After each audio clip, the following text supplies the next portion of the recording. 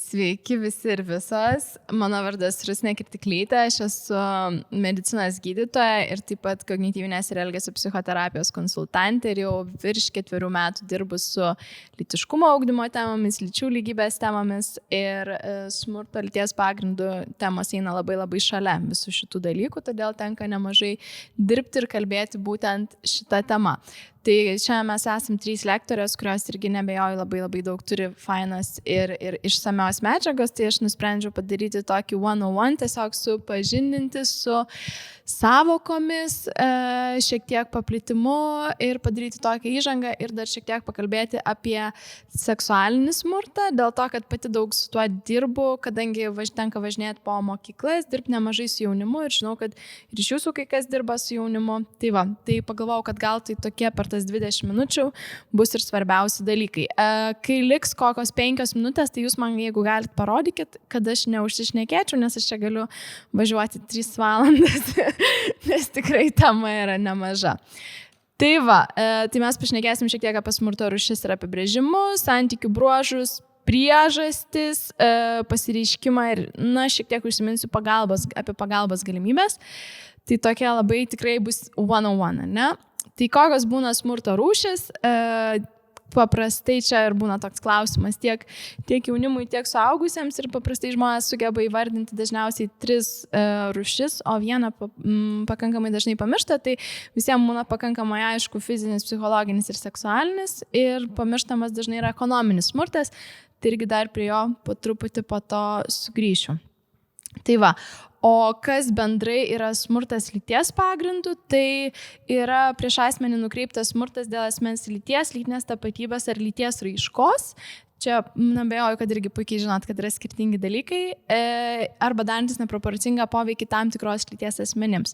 Tai šituo atveju, pavyzdžiui, dėl lyties raiškos smurtas, tarkim, jeigu vaikinas į mokyklą apsirengia rožiniais marškinėliais ir yra dėl to sumušamas, tai yra smurtas lyties pagrindo, ne? Dėl to, kad tai yra smurtas dėl lyties raiškos, dėl tam tikrų stereotipinių įsitikinimų įsivaizduojama, tarkim, kad vaikinai negali ten dėvėti rožinių marškinėlių ir dėl to, pavyzdžiui, vaikinas gali patirti, tarkim, fizinį smurtą. Tai yra smurtas lyties pagrindų šitoje vietoje. Tai ir tai yra iš esmės dažnai mes naudojam pramaišiui terminus smurtas lyties pagrindų, smurtas artimoje aplinkoje ar intimaus partnerio smurtas dėl to, kad jie taip yra labai susiję tarpusavyje.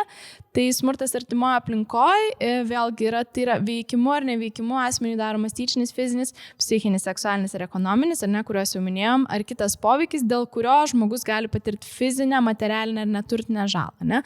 Tai vėlgi, kas yra svarbu veikimu ar neveikimu? Neveikimu mes irgi galim smurtauti, pavyzdžiui, ypač yra, dabar jau daugiau kalbama ir tai yra labai gerai apie smurtą prieš moteris turinčias įvairias negalios formas ir ne, tai tarkim neveikimu daromas smurtas, tai yra pavyzdžiui, kai atsisakoma jas, tarkim, maitinti, prausti ar panašiai, jei jos, tarkim, neišpildys kažkokių seksualinių reikalų arba pavyzdžiui, atsisakoma joms irgi suteikti kažkokią paramą, apsaugą ir panašiai ir tai irgi yra smurto forma.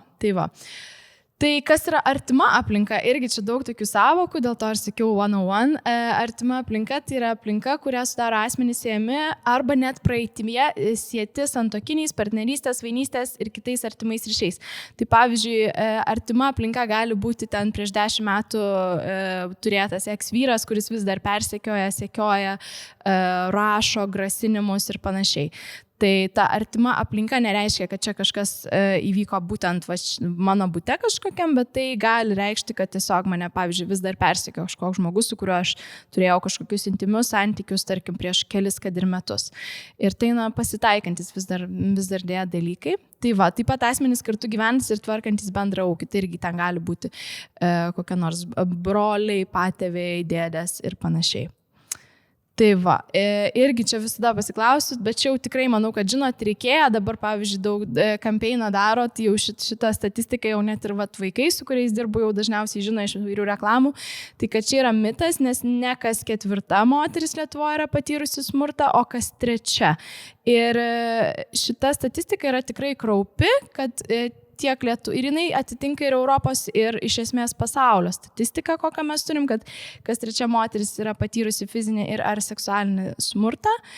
Ir Jungtinių tautų organizacija būtent smurto konkrečiai prieš moteris, nes moteris tiesiog neproporcingai daugiau patiria šitą smurtą, tai laiko vienu iš didžiausių visuomenės sveikatos grėsmių ir žmogaus teisių pažeidimo.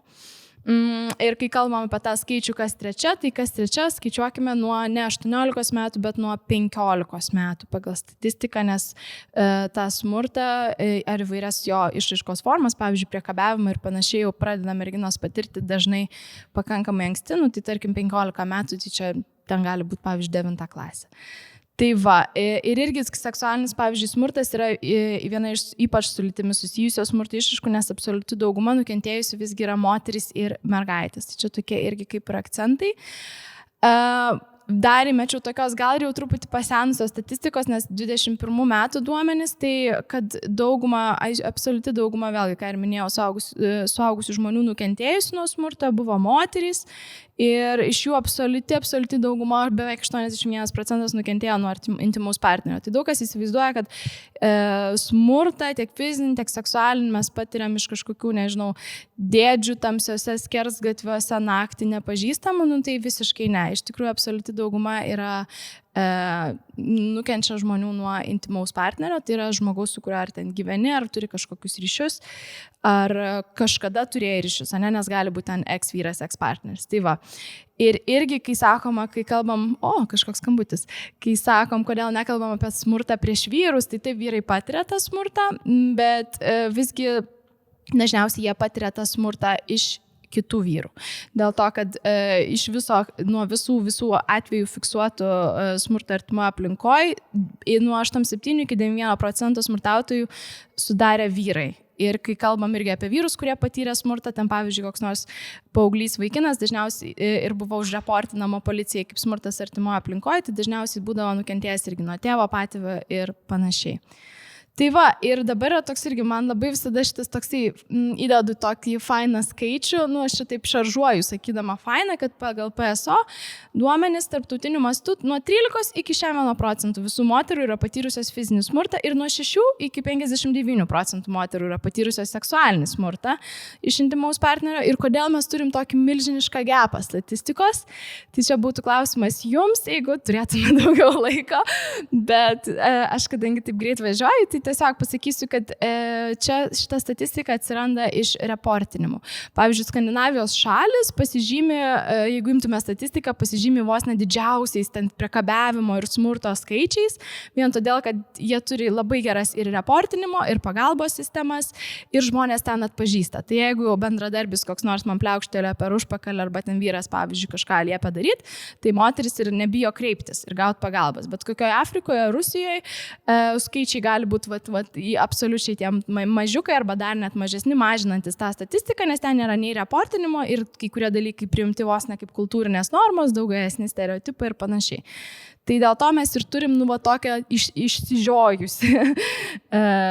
išsižiojusi statistinį tokį gapą, ar ne, kai negalim pasakyti taip kažkaip labai labai tiksliai, bet tas toksai standartinis vidurkis, tai sakoma, tai plius minus kas trečia moteris. Ir tada, aišku, turime eiti prie klausimo, ar statistika atspindi tikrovę. Tai jau paminėjau Skandinavijos pavyzdį ir dar turėtume atsižvelgti tai, kad pagalbos į ką nors kreipiasi mažiau nei 1% žmonių, kurie nukentėjo. Tai vėlgi mažiau nei 40%, tai jeigu mes turim, kad kreipiasi, tarkim, ar ne kas trečia, tai dar galim dauginti, ar ne, nes mes turim tų kreipimus iš tikrųjų nematomų, tarkim, arba bandymų kreiptis, neužfiksavimų, sakymų, kad, tarkim, susitvarkykit namuose, arba iš viso nesikreipimų, ar ne, ir mažiau nei 10% iš viso kreipiasi į teisėsaugą. Tai čia irgi tokie europiniai duomenys, tai kartu rodo ir galbūt, čia irgi atviras klausimas, diskusija rodo žmonių ar pasitikėjimą teisėsaugos institucijomis, ar rodo galbūt dar baimę stigmą kreiptis ir taip toliau, ar ne, nes tikrai ta statistika nėra tokia labai gera. Kitas dalykas, kodėl žmonės irgi ir nesikreipia ir nepraneša, nes, pavyzdžiui, 58% visų moterų žmogžudysčių yra įvykdoma būtent jų partnerių. Tai daugiau nei pusė visų žmogžudysčių moterų būna įvykdoma būtent kažkokių jų intimių partnerių. Tai aišku, moteris ir tikrai, pavyzdžiui, nesikreips, jeigu iš karto jau savo grėsmę gyvybę, ne?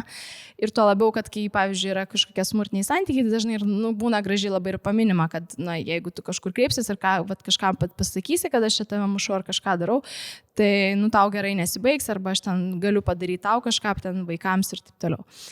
Ir pagal JAV, irgi toks buvo nemažas tyrimas, tai 9% moterų bandžiusių metų laikotarpį palikti partnerį savo, tai beveik 70% patiria dar sunkesnės smurto apraiškas. Tai ne tik, kad situacija nepagerėjo, o jinai gali dar pablogėti. Nes, pavyzdžiui, jeigu nevyksta to dalyko, kad žmogus atskiriamas nuo tarkim, smurtaujančio partnerio, ar ne, arba atskiriamas ten 2 mėnesiam, bet po 2 mėnesių daryk, ką nori. Ar ne? Tai tiesiog padidėja tikimybė, tiesiog dar savo pasibloginti gyvenimą, padaryti dar tragiškesnės sąlygas, ar ne, galbūt kartais ir savo ir savo vaikams. Tai va, kaip atpažinti žalingus arba smurtinius santykius, ar ne, tai irgi čia jau toksai smurto ratas, tai aš tikiu, kad čia jau ta auditorija, kurie, manau, esate tikrai jau ir girdėję, ir važinėjot pamokymus, ir seka tam tikras paskyras, kur gali pasirodyti įvairūs šitie dalykai. Tai smurto ratas, šito informacija. Smurto ratas tai yra toks dalykas, kurį aš labai greitai visada prabėgu. Tai, kad tie smurtiniai santykiai nėra taip, kad iš karto pradeda mušti kažkas, arba iš karto pradeda prievartauti, ar prasideda ta įtampa kažkokia iš pat pradžio. Ne, iš pradžių, kai pradedam draugauti su žmogum, ar tai būtų vaikinas ar mergina, taigi viskas atrodo labai gražu, labai faina. Yra toks gražus pasakymas, pro rožinius akinius nesimato raudonų vėliavų, ne? Nes pro rožinius akinius tas visas vėliavėlės raudonas yra, nelabai jos tada raudonas, ar ne?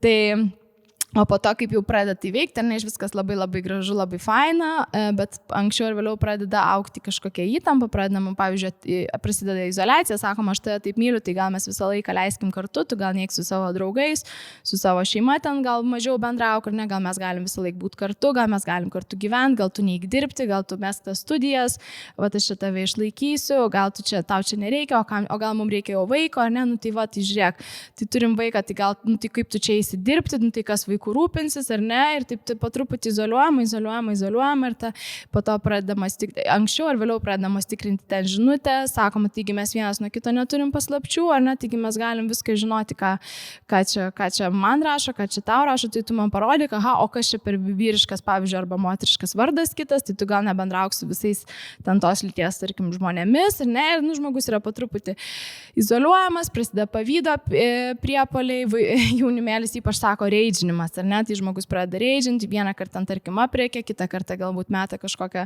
lėkštę į sieną, kitą kartą galbūt ta lėkštė praskrieja pro galvą, kitą kartą pataiko į galvą ir tada tai vadinama, ne, kažkokį smurto proveržį, tada vėl labai atsiprašinėjama, sakoma, tu čia nesusivaldžiau, čia dėl to, kad aš tave taip myliu, čia viskas taip nuostabu, mumsgi, va čia atleisk, man daugiau niekada taip nebus ir tada vėl įtampa auga, vėl izoliacija, kontrolė, vėl kažkokį dalyką pasako ar padaro tas žmogus ir tada kitas, ar ne, tas agresorius vėl kažką sako, tai kaip tu čia darai, kaip tu čia manęs nemyli, nesistengi ir panašiai, vėl smurto proveržis ir viskas taip ir sukas ir žmonės šitame smurto rate išgyvena 10, 20, 30 kartais metų, ar ne, nes labai labai sunku yra iš jo ištrūkti ir netgi palikusios savo, tarkim, smurtaujančius partnerius moteris šitoje vietoje, nes yra statistikos daugiau tiesiog tik apie moteris, tai dažniausiai ten nuo 7 iki 10 kartų grįžta.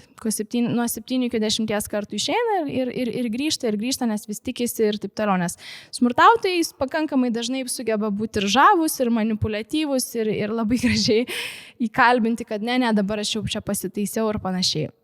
Irgi yra statistika, kad žmonės, kurie smurtauja, net ir praėję ten psichologinės visokias programas, ten kursus ir panašiai, jie nepasikeičia.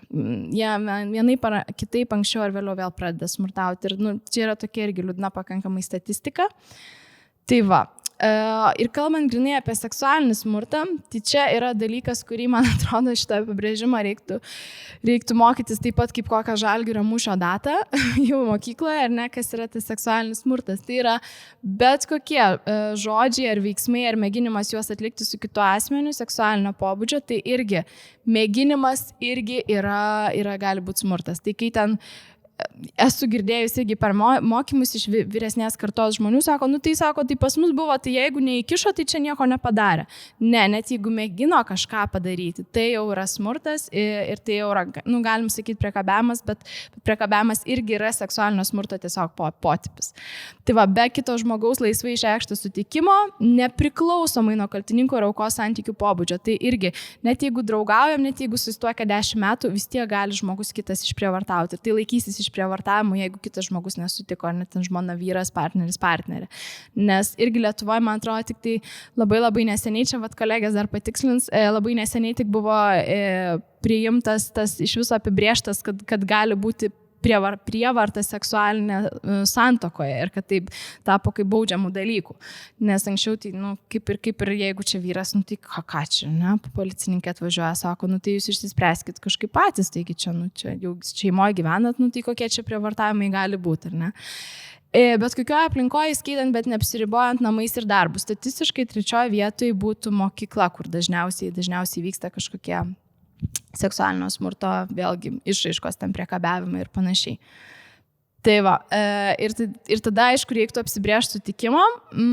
Tai mes turim, čia irgi dirbant su vaikais, turim fainą tokią priemonės, įrovės namais mes turim burgerį, koks tas turi būti sutikimas. Irgi manau, kad ne vienas ir ne viena čia esat matę Consent Tea video. Matau, kad kažkas palinkstėjo jo, tai jeigu nematėt, pasižiūrėkit. O kartu mes turim tokią priemonę, koks turi būti tas sutikimas, ar ne? Tai pagal raidės bendrai sutartas, užtikrintas, tai aš visat irgi sakau, kad jeigu žmogus sako, gal, tai kad čia nėra sutikimas, ypač ten jaunuolių klausi ir sakai, tai jeigu mergina kikena, šypsosi ir panašiai, tai arčiau reiškia, kad važiuojam ir vaikinai sako, jo, tai šypsosi, tai kikena, labą dieną. Tai kartais žmonės šypsosi ir kikena ir iš nepatogumo, ir iš nemalonumo, ir nežinodami kaip elgtis, ir iš baimės ir taip toliau.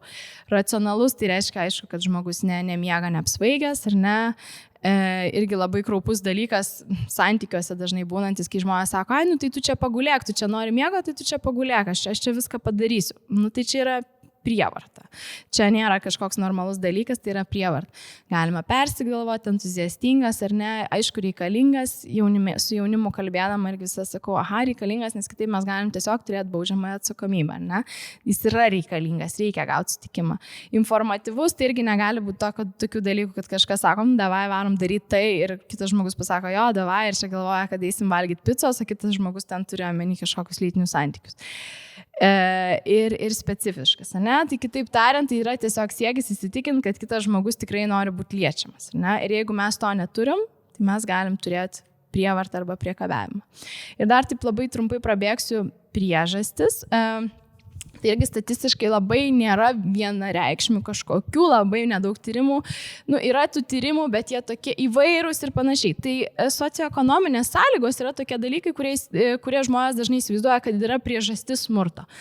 Tai jie koreliuoja, bet jie nėra pagrindinės priežastis. Socioekonominės sąlygos, tai kaip skurdas, žemas išsilavinimas, įvairių medžiagų vartojimas ir panašiai, jie gali koreliuoti, bet nereikšti būtinai priežastingumo kažkokio smurto, nes, tarkim, tie žmonės, kurie, čia irgi toks paprastas pasakymas, tie, kurie prisigėrė muša, tai jie muša ir neprisigėrė dažniausiai. Ir tai nereiškia, tai nerodo visiškai priežastingumo, tai reiškia, kad tiesiog tarp žmonių, kurie turi tokias socioekonominės sąlygas, tarp jų yra labiau paplitę kiti dalykai, kurie čia yra viršuje, apie kuriuos labai greit pašnekėsiu. Tai vėlgi, pagal Pasaulio sveikatos organizaciją, ten United Nations, jungtinių tautų duomenys ir panašiai, kiek pavyko rasti tiek straipsnių, tiek kažkokių ten tyrimų, tai labiausiai siejasi su seksualinio smurtu, priežastingumo ryšiais, stereotipai, ar ne, kokie turi būti vyrai, kad agresyvūs, pikti, valdantis, moteris pasiduodančios ir taip toliau, tikėjimas vienos lyties viršenybė ir įvairios žalingo vyriškumo normos, ar ne, tai turim ten terminą toxic masculinity, ar ne, kuris irgi toksai, kaip kur vartojamas, bet faktas, kad tie visi stereotipai apie tą tokį, koks tas turi būti kažkoks tradicinis vyras, jie labai siejasi su smurto paplitimu ir smurto raiška. Taip pat, aišku, yra šalia dalykai, kaip smurto pateisinimas, kai visi tie, ar ne, sakymas, nu tai ką pati kalta, kaip čia buvo apsirengusi, kurėjo, prisigėrė ir panašiai. Sutikimo nevertinimas, sakęs, nu čia dabar, nu tai čia žmonos, po 10 metų aš čia prašysiu ar sakysiu, ar tu nori, nu tai ir darai, ar ne, tai va tokių irgi tenka prisiklausyti kartais. Bet nu čia yra tiesiog vieni iš tų dalykų, kurie irgi susijęs su tuo smurto pasireiškimu, ne, ir negebėjimas kritiškai vertinti pornografinio turinio. Tai vėlgi, labai nemažai atvejų būna, kur žmonės tikrai prisižiūri tos pornuškės, tada persikelia gyventi kokį didmiestį, nueina į klubą, ten pirmą kartą gyvenime ir ten pamato kokią patinkančią merginą ar vaikiną ir įsivaizduoja, kad čia aš dabar galiu tą žmogų prispausti prie sienos ir nes pornuškiai taip mačiau ir kad čia viskas okei, ne? Tai aišku, ne.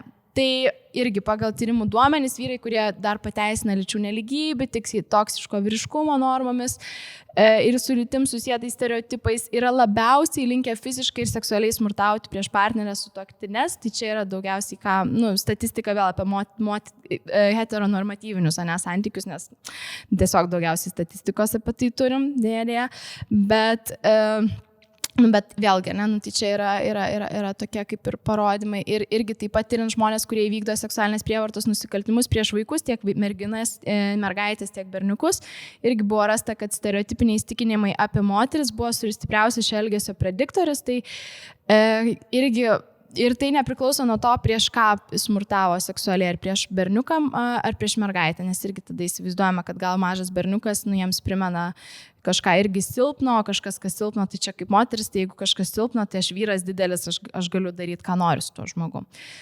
Tai va, irgi tiesa ar melas, ar ne, kad 3% Lietuvos gyventojų mano, kad mylėti su vyru yra žmonos pareiga, tai čia, jei neklysiu, lygių galimybių kontrolieriaus tarnybos buvo tyrimas prieš keletą metų, nes buvo atrasta, kad 1% Lietuvos gyventojų mano, kad čia mylėti su vyru yra žmonos pareiga. Tai kol mes turim tokius įsitikinimus visuomenėje, aišku, nestebina, kad turim daug ir to smurto. Ir irgi, paaugliai vaikinai, irgi dar iš vieno tyrimo, kad paaugliai vaikinai, kurie turi tokį sudaiktinantį ir seksualizuotą požiūrį į merginas, ar ne, kurie labiausiai ten prisižiūrėjo visokių Andrew Tate'ų, Joe Roganų prisiklausę ir panašiai vyresni ten kokią nors Petersonų prisiskaitę, tai kurie labiausiai tokiais dalykais jie daugiausiai yra linkę užsiimti įvairiais, pavyzdžiui, seksualinio priekabiavimo veiksmais. Tai va, irgi, pavyzdžiui, tokios reklamos, ar ne, irgi visada įdedu kaip žalingų reklamų pavyzdį, kurios sudaiktina, seksualizuoja, ar ne, šiuo atveju tiek moteris, tiek vyro kūną, tai bent čia turim lygybę šaržuotai pasakius, bet, iš esmės sudaiktinančias, ar ne, tokios reklamos prisideda prie to kūrimo, kad ir iš viso šiaip toks įdomus dalykas su žmogaus smegenim, kad jeigu mes nematom žmogaus galvos, tai tada mes žiūrim į tai kaip į daiktą. Jeigu matom žmogų su galva reklamoje, tai tada mes galim įsivaizduoti kažkaip empatiškai jaust, kad žmogus ir galbūt turi kažkokį jausmus ir panašiai, o jeigu mes žiūrim į žmonės nukirptom galvom, kaip čia matom, tai mes tai iškart žiūrim labiau kaip į daiktą, objektą. Ir mes, aišku, turim reklamų kultūrą, ar ne, kad irgi tiesa ar melas čia jums pagalvojami, kad reklamose vyrai vaizduojami 2 kartus dažniau nei moteris, bet moterų kūno dalis vaizduojamas 3 kartus dažniau, tai iš esmės tiesa, nes moterų kūno dalis 3 kartus dažniau vaizduojamos pardavimui prekių ir taip pat 6 kartus dažniau nei vyrai vaizduojamos apsinuoginusios. Tai irgi prisideda prie tos mūsų turimos smurto kultūros, nes sukelia tokį požiūrį į moteris kaip į daiktus. Turim, aišku, ir tokį dalyką, irgi kas prisideda prie to smurto paplitimo, tai ir aukos kaltinimas, nes jeigu mes žiūrim, kad pati kaip rengiasi, tai reiškia, aš galiu su ją daryti, ką noriu, nes ji pati kalta, ne? Tai vėlgi tai irgi nepadeda mažinti to smurto lyties pagrindų paplitimo. Ir irgi čia tokie faini 2 disclaimeriai, ne, kuriuos irgi visada įmetu, kad mergaičių ir moterų kūnai nėra atsakingi už berniukų mintis, ar ne? Ir lygiai taip pat, kad mes turėtume kaip visuomenė keisti ne tą naratyvą, nuo ką vilkėjo, iki kad aiškinimo žmonėm, kad neturi teisės peržengti kito žmogaus ribų, nesvarbu, kaip tas žmogus būtų apsirengęs. Ir čia greitai, manau, kad irgi matėt, tribologiją kėlė, čia buvo šiais metais džinsų diena prieš porą dienų, ar ne, tai irgi jeigu nematėt, dar galite pasižiūrėti, irgi bandoma mažinti tą tą aukos kaltinimą ir skleisti tą informaciją apie tą seksualinį smurtą ir jo paplitimą ir kad, iš esmės nėra atsakingi žmonės dėl savo aprangos ir nieks nėra nusipelnęs ar ne kažkokio smurto. Tai va, čia yra nuotrauka iš muziejaus, kuriame buvo surinktos moterų patyrusių ir vaikinų, ir vaikinų ir merginų drabužiai, kurie patyrė seksualinę prievartą, kaip jie vilkėjo irgi mažinant tą įsitikinimą, kad čia reikia kažkokiais minekais rengtis ir taip toliau. Ir taip viskas jau pabaigai, nes aš tikiu, kad mano matyt laikas ir baiginės, ar ne? Tai seksualinio smurto išraiškos, tai aišku priekabiavimas, kuris gali būti įvairių rūšių, tiek žodinis, tiek nežodinis, tiek fizinis, tiek priverstiniai lytiniai santykiai. Irgi priverstiniai lytiniai santykiai, galvojam, visi išprievartavo kažkur ten tamsiam koridoriu nepažįstamas, tai tikrai ne. Kartais būna ir šantažas, jeigu nesimylėsi, aš tave paliksiu. Ne? Paprastas dalykas. Ir tai irgi yra lygiai toks pat išprievartavimas. Ir tada mergina pasako, jo, okei, aš iš tikrųjų visai to nenorėjau. Arba, pavyzdžiui, jeigu tu ten su manim kažko nedarysi, tai tavo ten kokį pavoksiu broliuką ar sesę. Ir tokių dalykų būna, ypač su mažesniais vaikais, ar ne? Tai visa tai yra, įeina į to priverstinių lytinių santykių apibrėžimą. Yra, aišku, ir kitos seksualinio smurto išraiškos, tai neleidimas naudoti apsaugos priemonių ar ne, nes tai didina tikimybę ir infekcijom ir panašiai, ir neplanuotam nėštumui, ir priverstinės santuokos, ir prekyba, ir priverstinių santuokų dėja ir Lietuvoje turim. Tarp tam, irgi įvairių ten su etiniais dalykais kartais būna susijusių reikalų, ir prekyba žmonėmis ar ne, trafikinimas, ko irgi dėja ir Lietuvoje turim.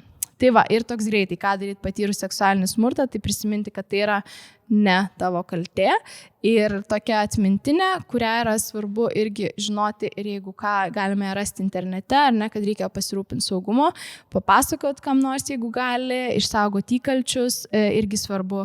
Ten tokie visai kraupus dalykai, kad reikia sudėti įkalčius geriausiai į visokias ten popierinius dalykus, o ne plastikinius, nes plastikiniuose, pavyzdžiui, rūbai ten rūksta ir taip toliau. Ir aišku, žmogui, kuris ką tik patyrė prievartą, tai baisu net galvoti apie tai, norisi nusimest, sudeginti viską, bet teoriškai mes turim išsaugoti tos įkalčius, jeigu norim kažką įrodyti, nors irgi įrodymo kelias pakankamai ilgas. Reikia kuo greičiau kreiptis į gydytojus, tiek dėl postekspozicinės profilaktikos, kas yra, pavyzdžiui, mes turim nuo živ ir nuo hepatitų, mes turim poekspozicinę profilaktiką, tai čia ir šiaip jau turėjus netyčia, pavyzdžiui, plyšus ten, tarkim, prezervatyvų ir turėjus nesaugius lytinius santykius su nežinomu kažkokiu žmogum, galima ją gauti, kas jinai poekspozicinė profilaktika sumažina tikimybę užsikrėsti tą ligą. Tai pavyzdžiui, jeigu žmogus, su kuriuo turėjau nesaugius lytinius santykius, tarkim, turėjo živ ir aš kreipiuosi ir gaunu poekspozicinę profilaktiką, kad jinai mažina tikimybę, kad tam živ virusui patekus į mano organizmą, kad jis ir prilips ir liks. Tai ir ypač prievartos atveju reikia kuo greičiau ją gauti ir aišku, reikia kreiptis į gydytoją vėlgi kuo greičiau, nes tiek makštis, tiek varpa labai gleivinės jų greitai sugyja, per 3-6-8 valandas gali jau nebesimatyti jokių požymių, kad čia buvo kažkokia prievarta, tai vėlgi reikia kreiptis labai greitai gydytoją. Pagalbos linijos, manau, kad galit patys ir pačios geriau išvardinti negu aš, nes jų tikrai yra daug ir tikrai tenka jas dažnai pamatyti. Visiems primenu jaunimo liniją, jaunimo linijai pačiai teko savanoriauti, nebijokit visi rašyti ir suaugę žmonės ten net kartais dažniau rašo ir skambina negu jaunimas, tai tikrai kažkas gyvenime būna ar patiriam kažkokias smurto formas, tai tikrai drąsiai kreiptis reikia. Tai va, ir ačiū uždėmesi.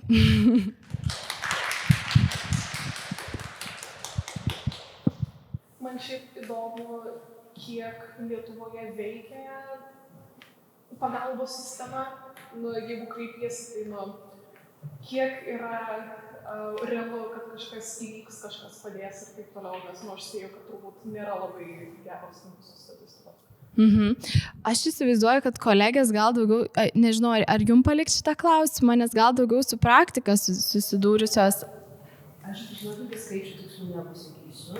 Bet priklauso nuo to, apie kokį smurtą mes kalbam. Jeigu kalbam apie seksualinį smurtą, tai turime tą sprendimų situaciją, nes tikrai labai daug nesikreipia, čia pati galiu pasakyti. Tai jau tos skaičius. O kai kreipiasi, tai mes vis dar turim pakankamai skylėtą sistemą, kuri dažnai nenori girdėti, kuri tikrai labai, Jeigu mes ateinam iki teisminio proceso, nes labai dažnai mes iki teisminio proceso iš vis neateinam ir dažnai iki teisminiai tyrimai nepradedami, jeigu pradedami nutraukiami kažkurioje proceso vietoje, nes kai mes kalbam ypač apie seksualinį prievartą šitoje situacijai, tai iki teisminis tyrimas, kol yra neturimi parodymai, tai reiškia, kad tu bent dažniausiai 3 kartus turi tą patį išgyventi detaliai. Tu esi kvestionuojama arba kvestionuojamas. Tikrai yra pasakojimų ir istorijų, kad vis dar yra klausimo, tai ką buvai apsirengusi ir ką darai, kiek buvai išgėrusi ir ar tikrai sakei ne ir kaip garsiai sakei ne. Ir dažniausiai nesakei ne, nes, ką jūs ir sakė, nes grėsmė yra per didelė. Ir tam procese labai dažniausiai, kadangi kreipiasi moteris, atsiima kaltinimus ir tada mes net neateinam iki teismo proceso. Jeigu ateinam iki teismo proceso, dažniausiai, jeigu tai yra seksualinis nusikaltimas kartu su pakankamai dideliu smurtu, rezonansiniai tokie atvejai, tai tada, sakykime taip, padeda teisminiam procesui, nes yra smurtas. Jeigu tai yra, vėlgi, kabutėse tik seksualinis nusikaltimas, bet stipraus fizinio smurto, jį įrodyti yra labai sunku. Nes pas mus mes vis dar veikiam principų, kad tu turi įrodyti, kad tau padarė nusikaltimą.